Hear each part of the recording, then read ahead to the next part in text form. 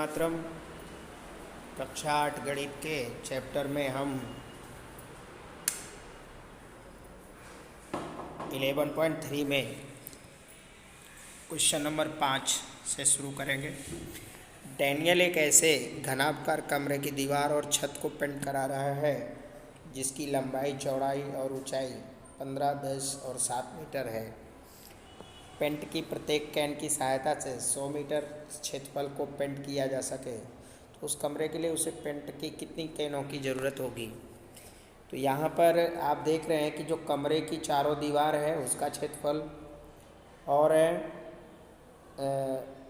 कैनों का कुल पृष्ठीय क्षेत्रफल।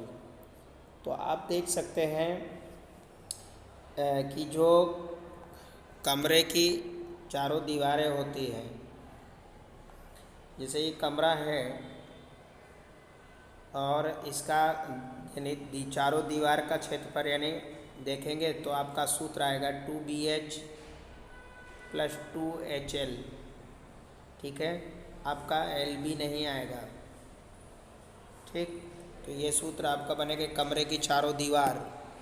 साथ ही साथ यानी उसका जो सूत्र बनेगा आपका कमरे की चारों दीवार का सूत्र बनेगा 2HL + B, ऐसा 2HL + B।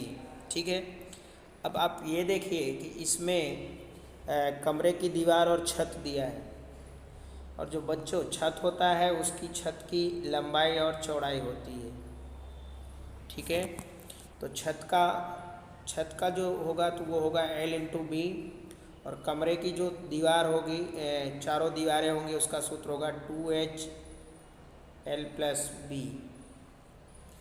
तो यहाँ पर आपका दिया हुआ है, देखो पहले से यहाँ दिया है कि LB फिर 2BH + 2LH।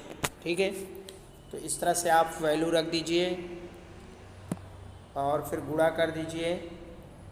अब यहाँ पे LB 2BH 2LH, तो L की वैल्यू 15 है, B की वैल्यू 10 है, + 2 गुणे B की वैल्यू 10 है, फिर H की वैल्यू 7 है, + 2 गुणे L की वैल्यू 15, H की वैल्यू 7। इस तरह से गुणा किया जाएगा यहाँ पे।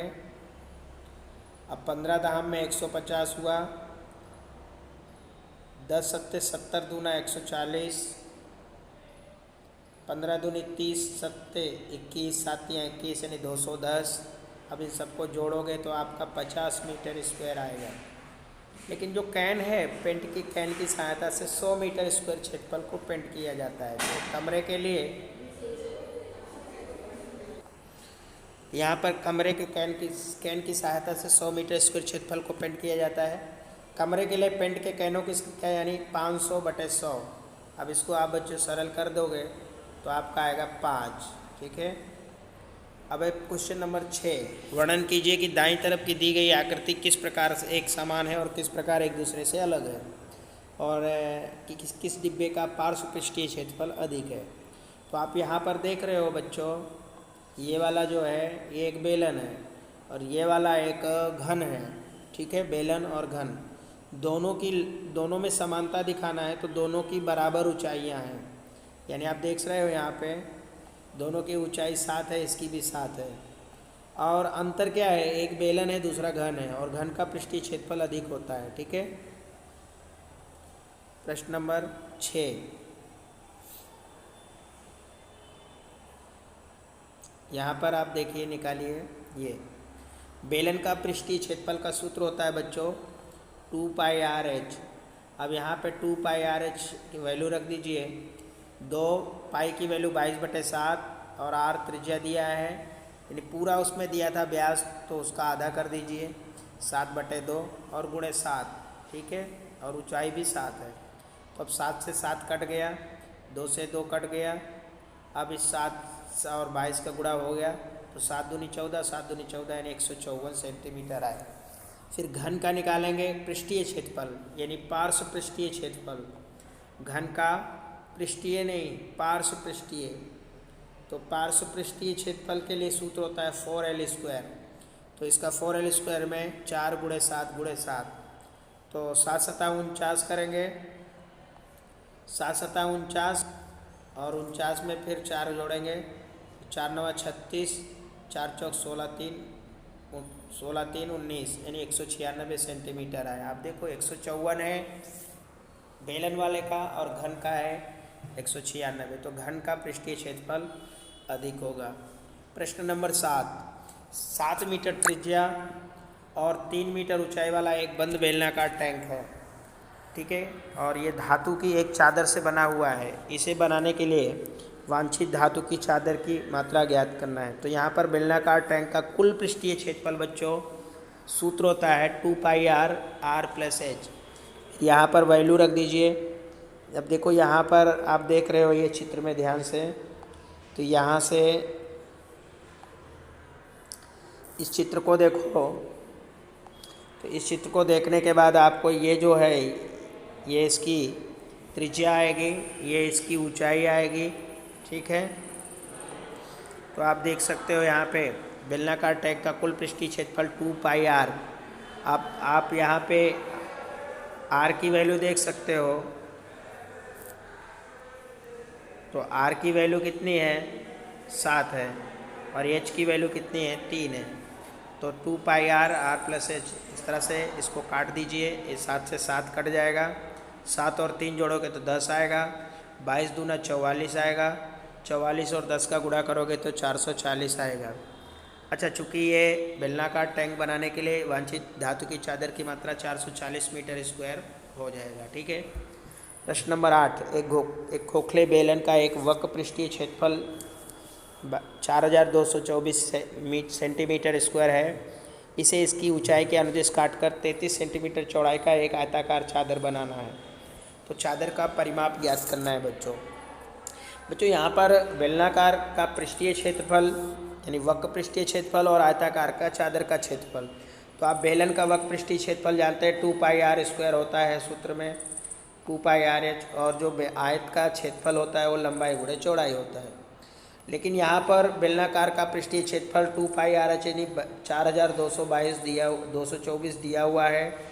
तो यहाँ L और यहाँ B की वैल्यू दी है, B बराबर 33 के दिया है, आप देख सकते हैं यहाँ पर ये अनुदिश काट कर उसकी ऊंचाई भी एक प्रकार की चौड़ाई हो जाती है, तो V दिया हुआ है। तो यहाँ पर L नहीं दिया है बच्चों, तो यहाँ पर L बराबर क्या, तो यहाँ 33 से और इसको 42 को भाग कर दिया गया। अब 33 42 को भाग करिए तो कितना आएगा, चलिए यहाँ भाग करते हैं। 33 भागे 42 24, 33 से कम 33, 12 में से 3 गए 9, फिर 2 उतारे हुआ 92, 33 3 बार बोलेंगे तो 99 आएगा, तो 2 बार ले जाने का यानी 66 आया। तो 12 में से 6 गए 6 और यहाँ 8 में से 6 गए 2, 26 आया। अगली संख्या उतारे 4। अब हम इस 4 को छोड़ देंगे, 3 को छोड़ दें, 3 अठे 24 होता है। तो अभी हम यहाँ पे 8 बार गुणा करेंगे, 8 तियाँ 24, 8 तियाँ नहीं, यहाँ पर हम 4 42 24 आया, 2 यहाँ 2 उतारे 4 उतारे, तो 12 में से 6 गए 6 आया, और यहाँ 9 में से 6 गए 8 में से 6 गए 2 आया, यानी 264 आ रहा है। तो यहाँ पर 8 का पहाड़ा बोलेंगे, तो 8 तियाँ 24, 8 तियाँ 24 2 26, यानी 264 आके ये कट जाएगा। तो यानी इसकी वैल्यू कितनी आई 128 आई। तो इसकी लंबाई जो है 128 सेंटीमीटर है। आयत के चादर का परिमाप, तो आप परिमाप का सूत्र जानते हो, परिमाप का सूत्र होता है 2L + B। यहाँ पर L की वैल्यू 128 और B 33 है, दोनों को रख दिए, जोड़ दीजिए।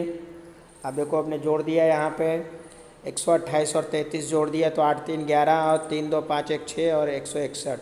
अब 2 का गुणा 161 में किया तो 2 1 कम 2 2 6 12 2 1 कम 2 1 3 322 सेंटीमीटर आ गया।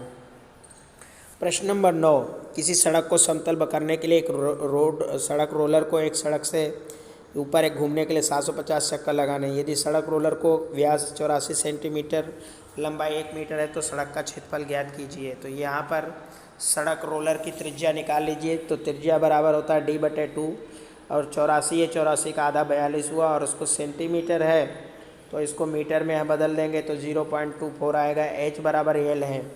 तो रोड रोलर का वक्रपृष्ठीय क्षेत्रफल बराबर 2 पाई RH होता है बच्चों। रोलर जो है वो बेलन के आकार का होता है, उसका पहिया, तो बेलन का क्षेत्रफल बराबर 2 पाई RH होता है। यहाँ पर 2 पाई R, पाई की वैल्यू 22/7, R की वैल्यू हमने 0.42 निकाली और H की वैल्यू हमने कितनी ली है 1। अब इस तरह से इसको काट दीजिए। अब काटेंगे इसको तो 7×42 आएगा और 22 दूना 44 आएगा और 0.06 आएगा। तो 6 चौक 24, 6 चौक 24, 2 26 यानी 26, तो 2.64 ये इसका हो जाएगा। यानी सड़क के ऊपर एक बार घूमने के लिए सड़क रोलर को 750 चक्कर लगाने पड़ते हैं। तो सड़क का क्षेत्रफल कितना होगा, तो 750 गुणे 2.64 गुणा करेंगे तो 1980 मीटर स्क्वायर आ जाएगा। ठीक है। अब है, एक कंपनी अपने दूध पाउडर को ऐसे बेलनाकार बर्तनों को पैक करती है जिनका व्यास 14 सेंटीमीटर, ऊंचाई 20 सेंटीमीटर है। कंपनी की बर्तन के पृष्ठ के चारों ओर एक लेबल लगाना है, जैसा ही आकृति में आपका दिया गया है। तो यदि लेबल बर्तन के तल और शीर्ष दोनों से 2 सेंटीमीटर दूरी पर चिपकाया जाए तो लेबल का क्षेत्रफल क्या होगा। बच्चों यहाँ पर दूध के पाउडर बेलनाकार बर्तन की त्रिज्या है, यानी हमें त्रिज्या निकालनी है। R बराबर D/2 यानी 7 सेंटीमीटर आया। ऊंचाई उसकी दी है 20 सेंटीमीटर, जिसमें से 2 सेंटीमीटर छोड़कर लिखना है, तो दोनों साइड के 2-2 सेंटीमीटर यानी 4 हो जाएंगे। तो 20 में से 4 माइनस करोगे तो आपका आएगा 16 सेंटीमीटर ऊंचाई। बेलन का वक्रपृष्ठीय क्षेत्रफल बराबर 2 पाई RH सूत्र होता है, और यहाँ पर R और H की वैल्यू रख दीजिए। तो 2 गुणे 22/7 गुणे 7 गुणे 16, यहाँ पर आप बेटा देखोगे कि 7 से 7 कट जाएगा और 22 दूना 44 और 16 गुणा कर दीजिए। 44 का 16 में गुणा कर दीजिए। 16 चौके 64 के 4 हासिल आए 6, 16 चौके 64 और 4 70 यानी 704 आपका आंसर आ जाएगा। ठीक है बच्चों, तो ये एक्सरसाइज फिनिश होता है। जय हिंद, वंदे मातरम।